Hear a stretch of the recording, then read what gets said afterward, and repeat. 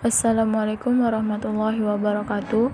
Perkenalkan, nama saya Alia Fahira Berutu, NPM 20114014, Prodi Pendidikan Matematika semester 2, mata kuliah Filsafat Pendidikan. Di sini saya akan mempresentasikan tentang aliran filsafat pendidikan. Baik, kita masuk kepada kata pengantar. Berikut kata pengantarnya. Selanjutnya kita masuk kepada daftar isi. Berikut daftar isinya. Berikutnya kita masuk ke dalam pembahasan. Di sini ada aliran filsafat modern. Aliran filsafat esensialisme merupakan filsafat pendidikan tradisional yang memandang bahwa nilai-nilai yang jelas dan tahan lama sehingga menimbulkan kestabilan dan arah yang jelas pula.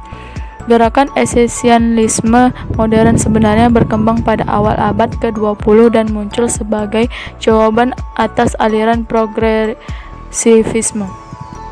Kaitan aliran esensialisme dengan pendidikan yaitu menekankan pada tujuan pewarisan nilai-nilai kultural historis kepada peserta didik yang melalui pendidikan yang akumulatif dan terbukti dapat bertahan lama serta bernilai untuk diketahui oleh semua orang.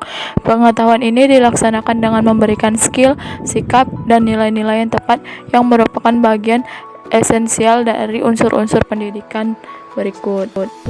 Yang kedua, ada aliran perennialisme. Pengertiannya yaitu di zaman modern ini banyak yang bermunculan dengan krisis di berbagai bidang kehidupan manusia, terutama dalam bidang kehidupan. Walaupun perennialisme muncul dipengaruhi oleh falsafah neoskolastik, namun sama halnya dengan esensialisme. Perennialisme merupakan aliran pendidikan tradisional. Kaitan aliran perennialisme terhadap pendidikan yaitu dalam hal pendidikan, perennialisme memandang bahwa tujuan utama pendidikan adalah untuk membantu peserta didik dalam memperoleh dan merealisasikan kebenaran abadi. Aliran ini menilai bahwa kebenaran itu bersifat universal dan konstan. Baik, kita masuk pada aliran yang ketiga yaitu aliran eksistensialisme.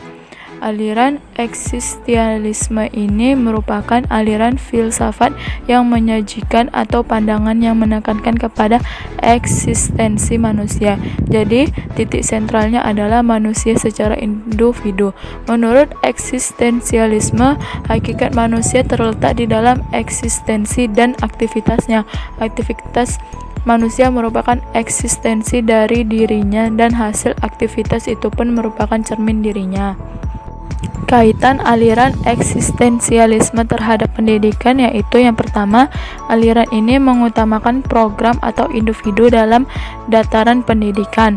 Yang kedua itu, aliran filsafat ini memandang individu dalam keadaan tunggal selama hidupnya. Yang ketiga, aliran filsafat ini percaya akan kemampuan ilmu untuk memecahkan semua persoalannya. Dan berikutnya kita masuk kepada aliran filsafat klasik. Yang pertama ini ada aliran progresisme. Pengertian aliran progresisme ini, aliran progresisme didirikan pada tahun 1918. Dan aliran progresisme ini lahir sebagai pembaharu dalam dunia filsafat pendidikan, terutama sebagai lawan terhadap kebijakan konvensional. Dan aliran progresisme ini memandang bahwa peserta didik yang berkaitan dengan akal dan kecerdasan, hal itu ditunjukkan dengan fakta bahwa manusia mempunyai kelebihan apabila dibandingkan dengan makhluk yang lain. Manusia memiliki sifat dinamis dan kreatif yang didukung oleh kecerdasannya sebagai bekal menghadapi dan memecahkan masalah. Baik, kita masuk yang kedua, aliran konstruktivisme.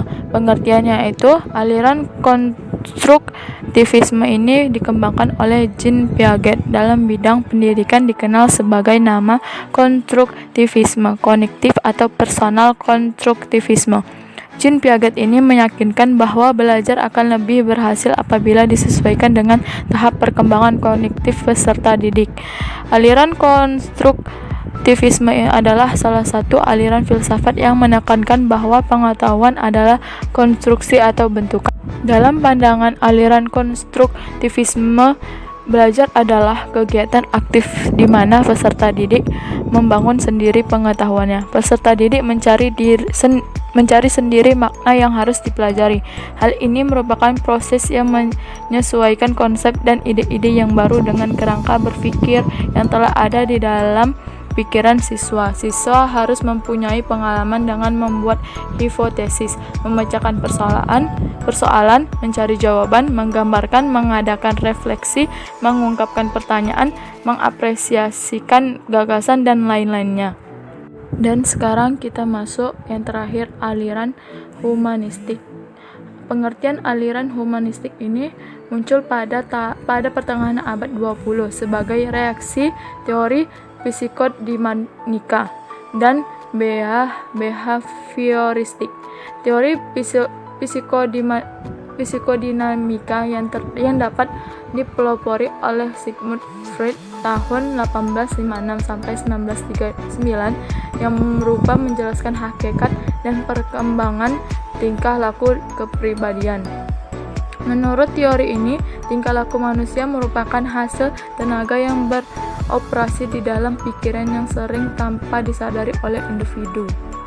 Dalam konteks aliran humanistik ini, pendidikan harus mendorong peserta didiknya untuk mencapai keberhasilan dan prestasi yang tinggi, serta memberikan penghargaan atas prestasi yang tinggi.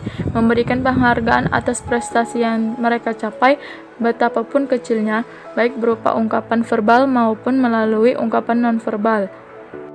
Dan kalau terdapat peserta didik yang gagal, tetap perlu memberikan penghargaan atas segala kemampuan, semangat, dan keberanian dalam melakukan suatu aktivitas. Dan selanjutnya kita masuk ke bab 3, yaitu penutup. Kesimpulannya yaitu, sejak awal mulai hidup sudah ada yang namanya aliran filsafat pendidikan. Aliran filsafat pendidikan ini digunakan untuk setiap semua kelompok manusia yang selalu dihadapkan dengan generasi muda.